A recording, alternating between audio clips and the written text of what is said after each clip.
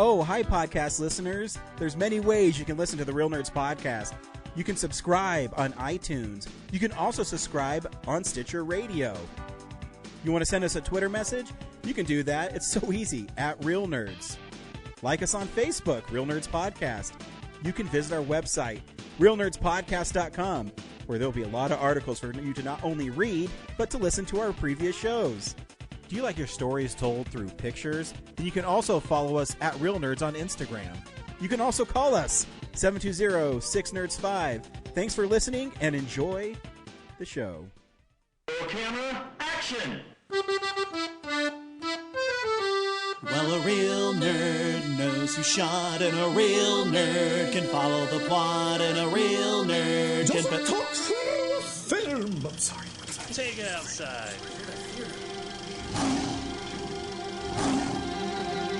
Well, a real nerd knows who shot, and a real nerd can follow the plot, and a real nerd will give it all they got. Lights, camera, action! Real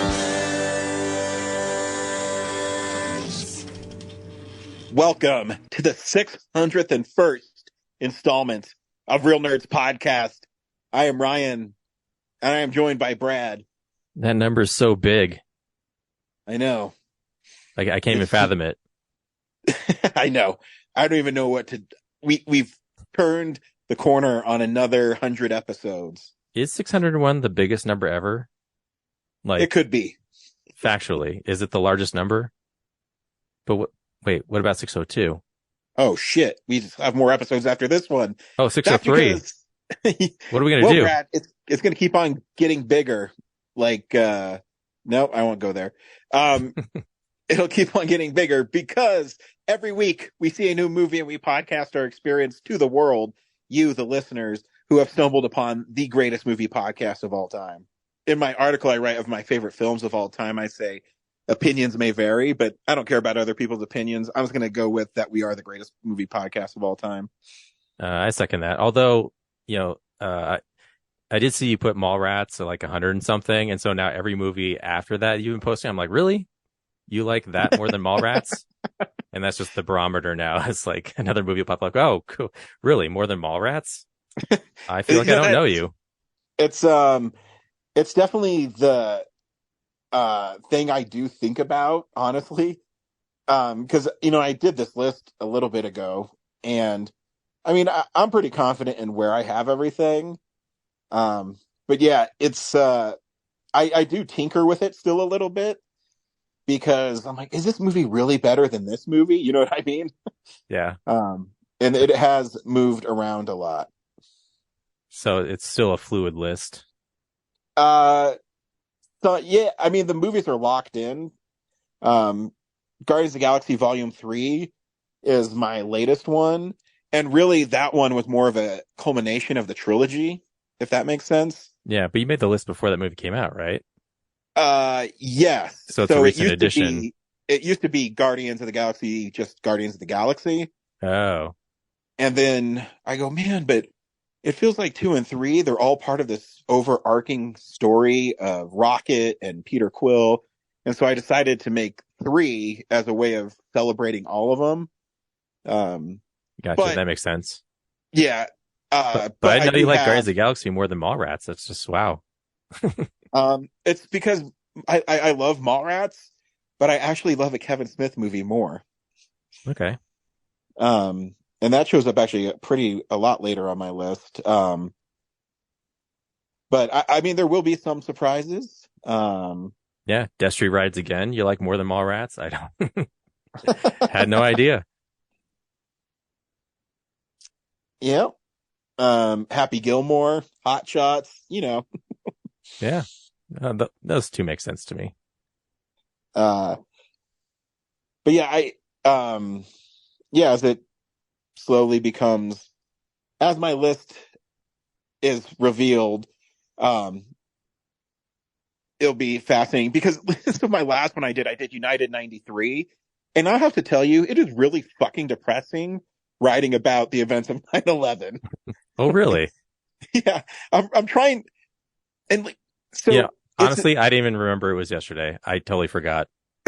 And it's one of those things where, because I like to write I write the whole summary of the movie, and I'm writing it. I'm like, oh, and then this plane crashes into this building and kills thousands of people. I'm like, man, this is really depressing. And because it should be up later today, my following movie is Tommy Boy, and if those two aren't like so polar opposite, and it was nice because I'm about halfway done writing it. It's just nice writing about, and here's where Chris Farley like falls down.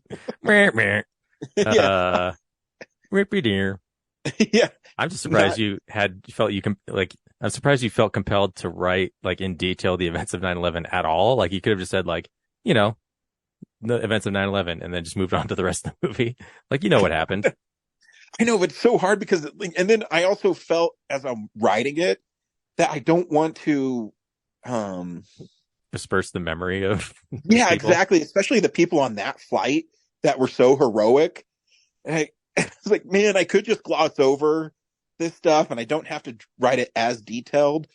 But then it doesn't make the sacrifices of, the poor flight attendant that was killed by them or the pilots that were killed by them. If I just gloss over that, I feel like I'm doing a disservice. Yeah, if you just tell the reader, like, what happened, I'm not going to get into it. It just feels like it wasn't as important. Yeah.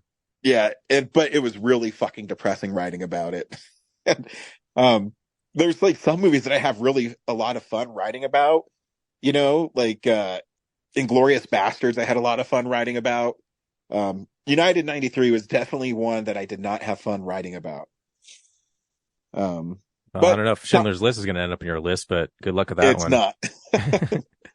And it's just interesting too because, and we say this all the time on our film explosions, Schindler's List is a brilliant movie. It really is. But I don't know if I can watch it, you know what I mean, all the time. And that's why it's not one of my 150 favorite films. It's probably one of the best 150 films of all time, but I can't watch it that much. Yeah. I just can't do it. Anywho, this week we saw Bottoms. Stay tuned where we will recommend the film or not, play the trailer, and then spoil the movie. We also talk about the big movie news. There isn't any. And stuff we've watched throughout the week. It's what we do. I will say, because we recorded our 600th episode last week. Wink. And it was really cool seeing Tears of the Kingdom on a big screen, and like a legit big screen. Oh, it was so much fun to play on the big screen. Actually, even more impressive was just the 7.1 surround sound. Yeah. That was even better. I feel like I should rent out the bug to play Mortal Kombat or something. We've been trying for years to get like a game night, like a public game night thing happen there. Mm-hmm. And it's just, we're understaffed, so it just doesn't end up happening. But definitely private rental. Like part of the reason I was playing was the day before there was a show there that got canceled, and so Alex and I had to kind of sit there and make sure that people who showed up for it, had explained to them like what happened.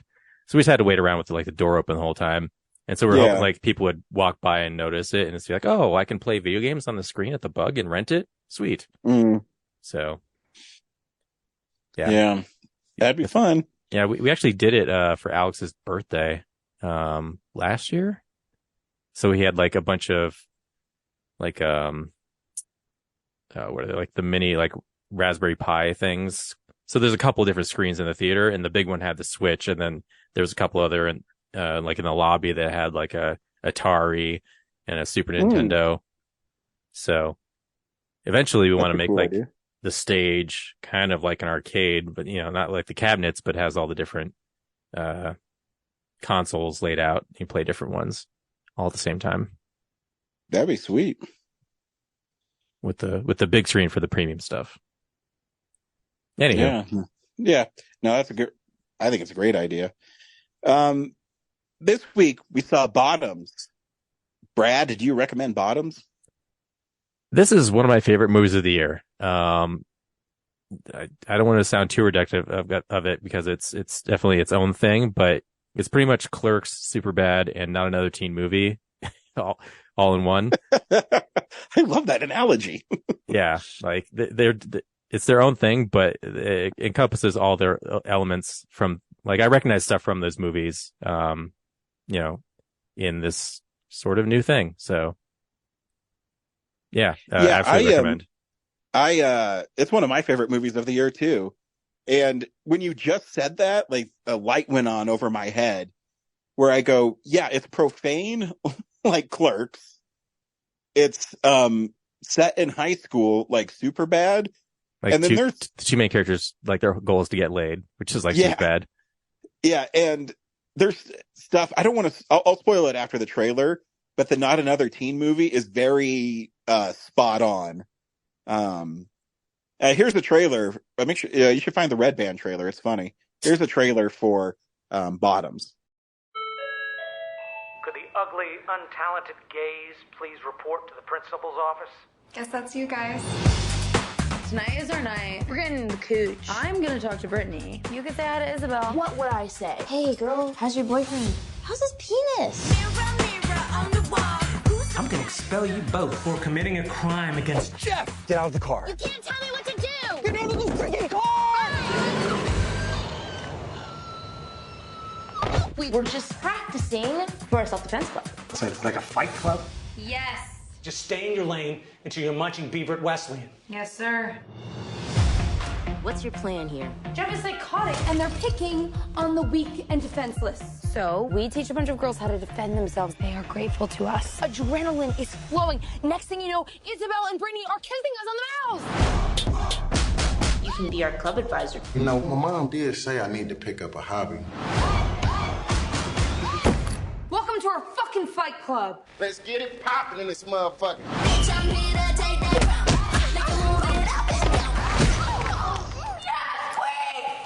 I want that trophy. To have a safe space like this, it means a lot to people. I'm gonna finally reverse stalk my stalker. Yeah! I'll be able to kill my stepdad. Awesome. Okay.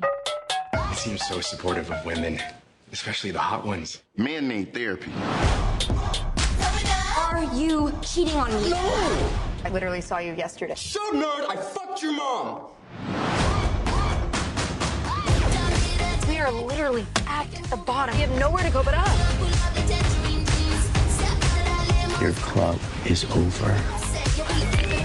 They deserve a shot at showing everybody how fucking cool they are. Let's go fuck up some football players. I want that trophy. You created a fight club to get some coochie. You don't even know how to work that thing. I know y'all ain't tickling the pearl. I just don't know if you're supposed to be talking to us like that, just like as a teacher. Dude, we only play Red Band trailers on this podcast if they have them. I just feel like I have to remind you because I fucking love fucking cuss words. And I know that Carol really fucking hates how many times I say fuck, but sometimes, you fucking have to. Oh, yeah. Yeah. So Bottom tells the story of two high school girls named PJ and why can't I remember? I literally saw this yesterday. Me too. Blanking. You know what really helps? I can just open up IMDb because Josie, thank you. And I love that name too. There are two girls who are on their way to a state or like a high school welcome back carnival, and they both have crushes in their class, and they're both lesbians. So Josie has a crush on a girl who's dating the number one football player on the team. And I don't even know what position he plays because they never really say. I think quarterback. Yeah, isn't the number one position always quarterback? Well, yeah, it is, but it's like Hazel was saying, the guy who throws the balls, the main guy. Yeah. Yeah, when she's trying to explain what football is great. Yeah, so they're on their way to this like school fair to finally admit their love to these girls, or their crushes, I guess is a better word. and how they're going to do it. And they both are, it's really funny because, Josie's kind of reserved, but she still has this naughty mouth about her. So Yeah, she's kind of funny. She's the Dante. Yeah. Perfect. PJ's the Randall. Yeah. And so they go there and they're kind of thrust in this, to talking to him. And it happens to come out through, you just said her name too. Hazel, that they went to juvie and they, killed somebody. Yeah. Like Hazel takes everything they say too literally. Yeah. Like, you ate literal shit? Oh, that's right.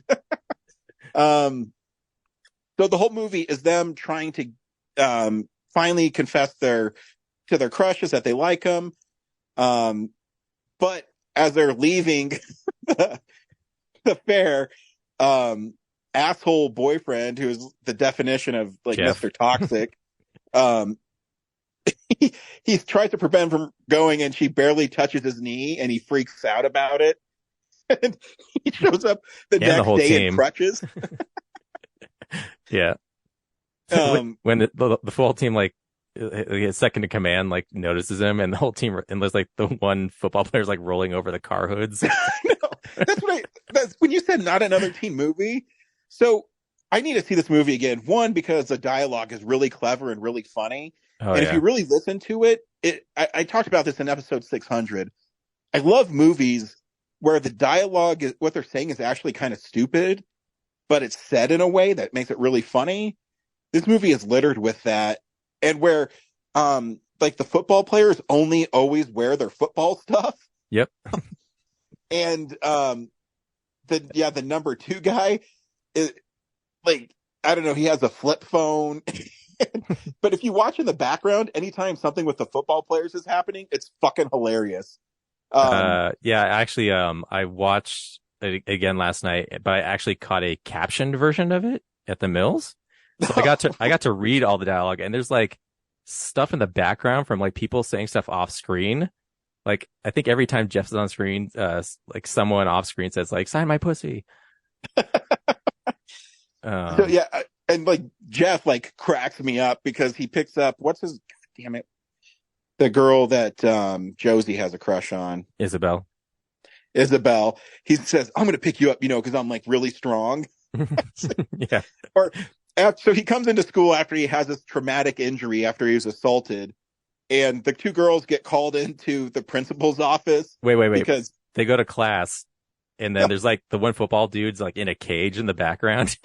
Oh yeah, that's right. And then I think the scene lasts for like 2 minutes, and then the bell rings, and then PJ's like, "Really, class is over already?" Like, yeah, it's so stupid. And even Marshawn Lynch is great in this movie. Yeah, his like fake allyship. What was the name of the porn magazine he was reading? Divorced and Happy. And Happy. Yeah, his whole thing is he's upset about his divorce, so he just hates on women the whole time. Yeah. So it's great. So they get the principal says, "Could the non-talented, non-attractive gays come to my office?" And he knows that he's talking about Josie and PJ. Ugly and talented gays. Yeah. So the big thing is they have a homecoming game against their arch rivals in 30 days, and everybody has to be prepared.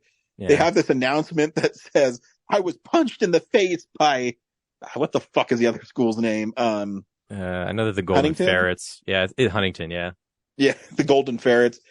So they decide to make this fight club where they just beat the shit out of each other because it makes girls like horny. Because they want to get close to the other girls. But anyways, in the background when they're talking about, and that really reminded me of Superbad now that you said that, where Evan and damn it, I'm slipping in my old age. Anyways, Michael Cera and Jonah Hill are talking about, getting girls Seth. to the party. Seth and Evan, because these are real names. Yeah, Seth and Evan. But they're talking about in the background, Jeff like throws his crutches in the air and everybody starts dancing and like grinding and stuff. Yeah. It's like, he's back. He's okay. Yeah. It's okay. And every time the football players are in the background, they're always like doing like grinds and like humping stuff, and Yeah. just funny as shit. In the lunchroom, they have that like birth of God or something like behind the football's table, like a painting. Yeah. But Jeff's face is on like the origin of man, I think it is. Yep. That classic painting. But yeah, Jeff's face is on.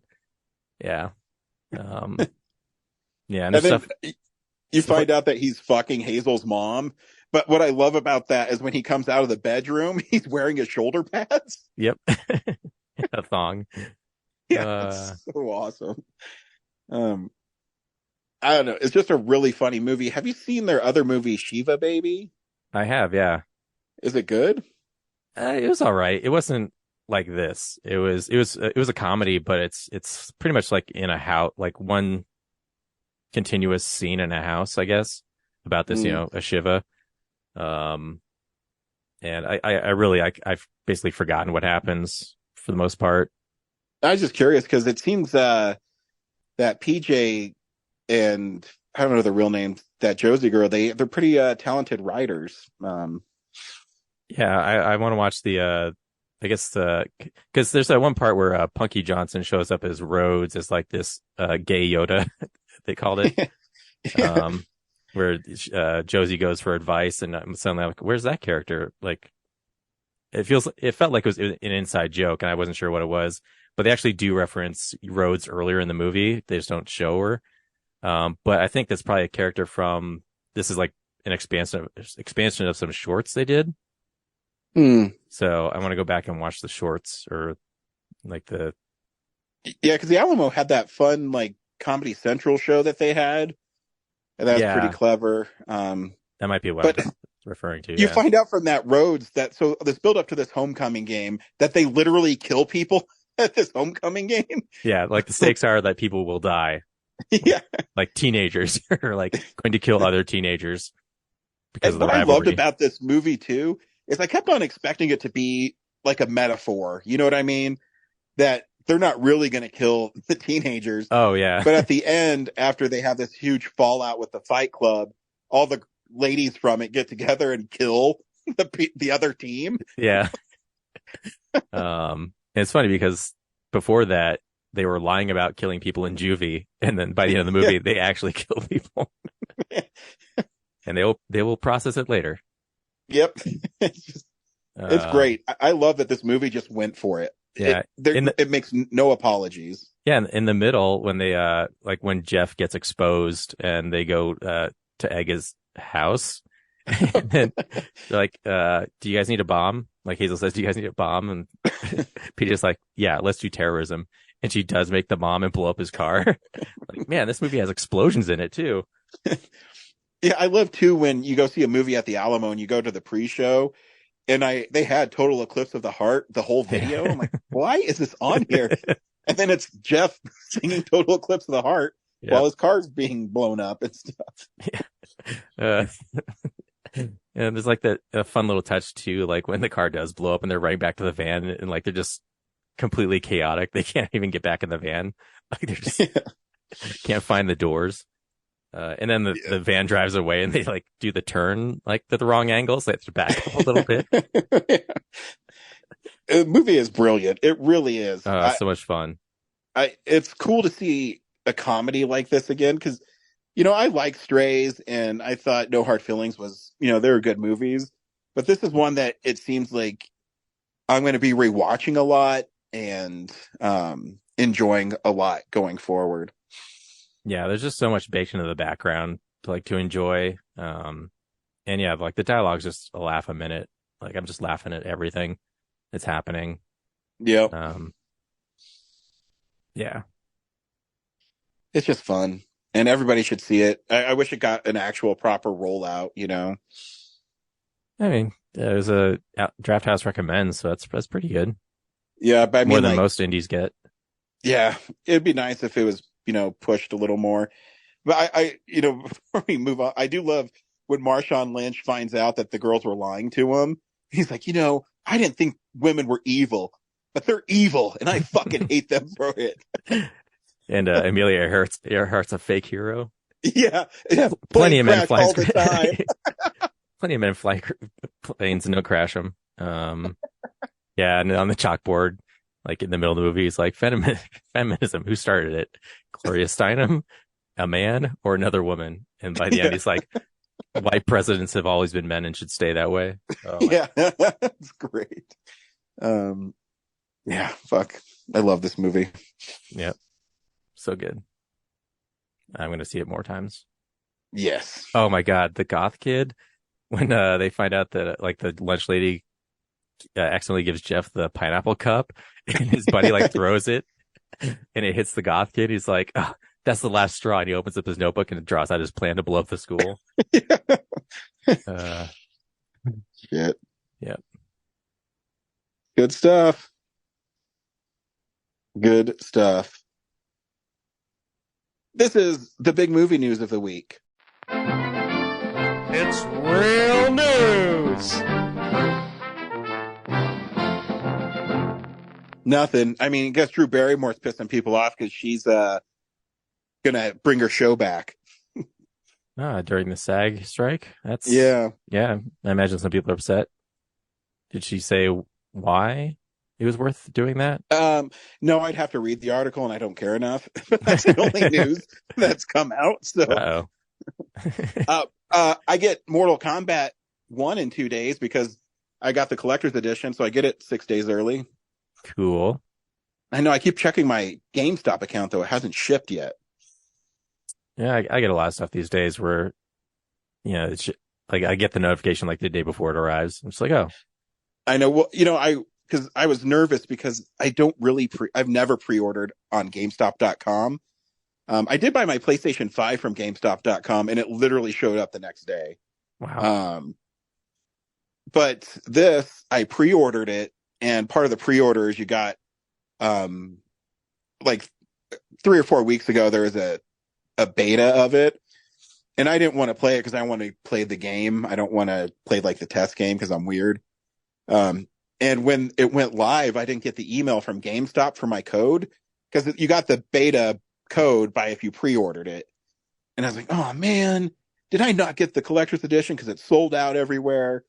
But then the next day they sent me the code for the beta. I'm like, okay. But my order right now says they're trying to find product availability. And I swear to God, if I don't get it, I'm going to freak out. I mean, who are you going to complain to? No one. The only thing is I'll have to hurry up and pre-order the premium edition so I can get Shang Tsung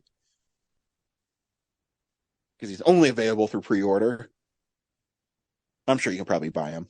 There's so many like things to keep track of in buying a game now. I know. Well, they're all about the microtransactions, Ugh. I mean, this collector's edition I got, it comes with Shang Tsung, the Jean-Claude Van Damme skin, the combat pack, 5 other cameo fighters, and some sort of in-game currency, which just made my heart break. I'm like, oh, great. I'm going to have to grind even harder on this one, I think. And like a year from now, they're going to release the expansion pack, and it's going to have all this stuff in it right from the get-go? The joke is on NetherRealm and WB Games. Just like in Mortal Kombat 11, I won't pay to unlock skins. I will grind for hours to get them. So the joke is on them. Do not test me. Yeah, I will play this game for hours.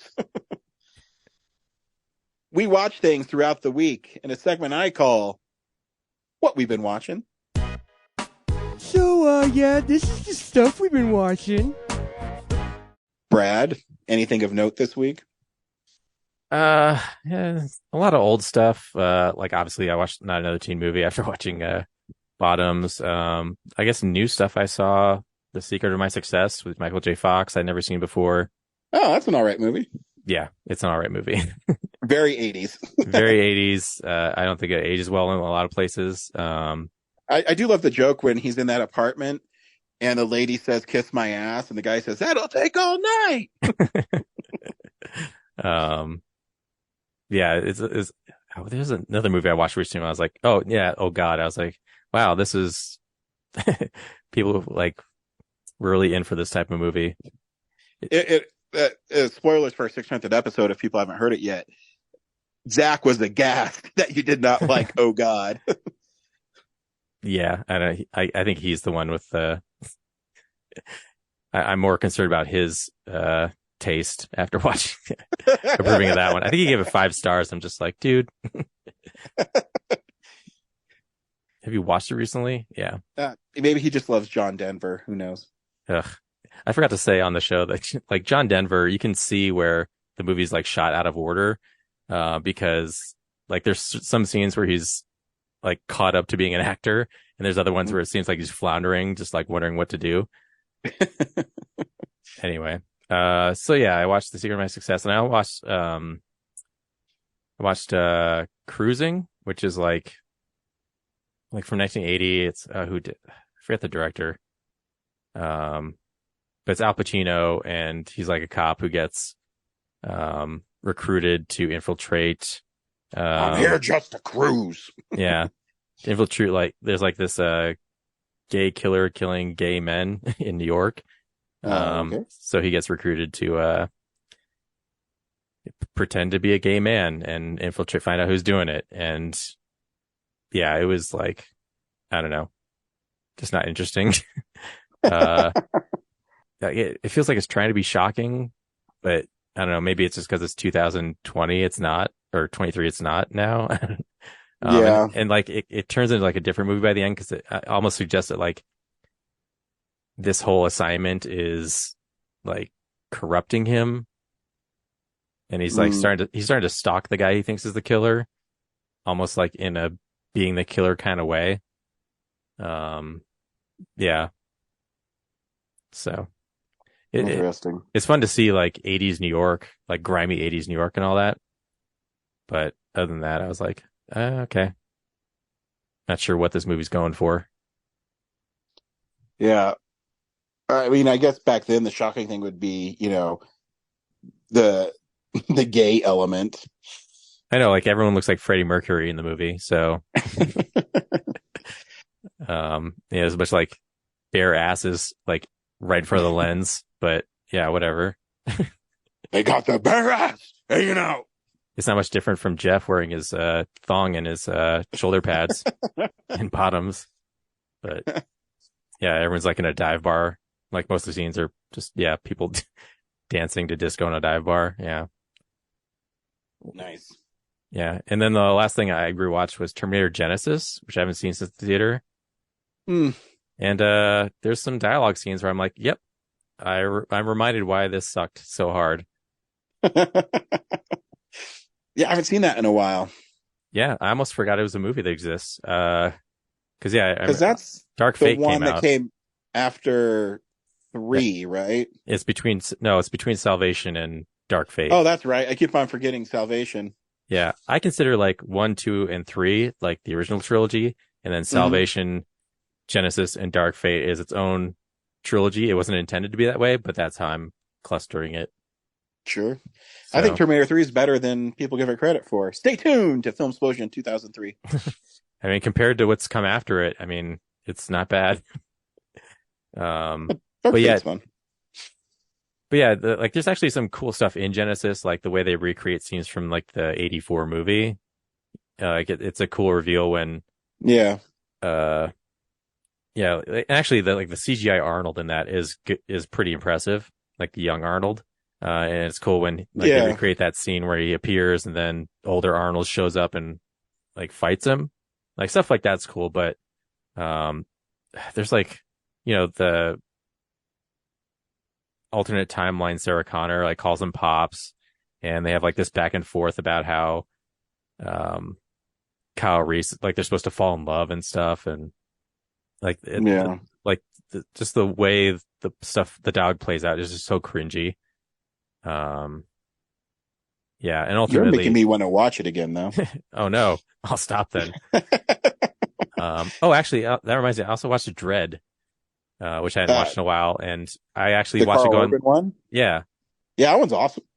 Yeah, I remember not like I remember also having the same problem with like bad dialogue, but this time I watched it and I was like, I don't remember why I didn't like this. So Yeah. upgrade. Now I'm like, oh, I got to find that steelbook. So. Oh yeah, I got that steelbook. Yeah. Because it actually is the first time I watched it in a long time because the steelbook is fucking awesome. So I was like, you know what? I think I got the steelbook for $12.99. Ooh. It was on sale. I said, you know what? Fuck it. I'll get it and watch it again. And when I watch it, much like you, I go, man, this movie's cooler than I remember it. Yeah, the only bummer is that like it's clearly engineered for 3D, and obviously I can't replicate that. So there's sequences in it where I'm like, oh man, I bet this looks really good right now. Like all that slow-mo stuff. Yeah, for sure. Yeah. So yeah, that's what I watched. Yeah, I only watched I watched Sleepy Hollow again, which is a fun Tim Burton movie. It's gory and kind of cartoony, but it's fun. And the new thing I watched was Hollywood Dreams and Nightmares, which is the Robert Englund documentary. And it's pretty fun. It's about 2 hours long, and he goes through basically his whole filmography. And he talks about his experiences working on each film, stories from each film, how he got into film. He was in theater, and he decided to be in film. And there's some really funny stories about working in low budget films, which he's doing now. And they asked him, why do you do the low budget stuff now? And he said, because it's lots of fun, and I'd rather have lots of fun than make movies that don't interest me. I'm like, all right, I'm on board. And he says he's having fun playing like the old grizzled like priest or teacher or something in films. And it's kind of cool seeing him chart his career before Freddy and then after Freddy, and how he's fully embraced, being a horror movie actor, and how it's kept him working all these years. And he seems like he's like a genuinely nice guy when he's being interviewed for these 2 hours. And they bring a lot. What's up? I was gonna say, like, I hope so. If you make a documentary about him, you're like, like, hey, we made a documentary about how much of a prick you are. Yeah, but then you hear stories that Heather Langenkamp, who is Nancy in Nightmare on Elm Street, her son passed away from brain cancer, and oh man, fuck. And but she talks about how Robert Englund was always calling her and checking on her and her son, and that he helps.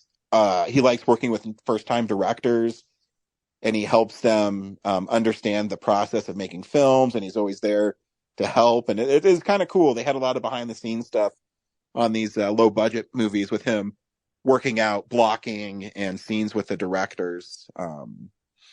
It's kind of cool to see, because everybody knows who he is because of Freddy Krueger, but it's nice if someone of that quote-unquote stature would help people that are making their first film or whatnot to have more confidence. It was really nice to see, and it's not a deep documentary, but it is a cool behind the curtains look about a working actor, really.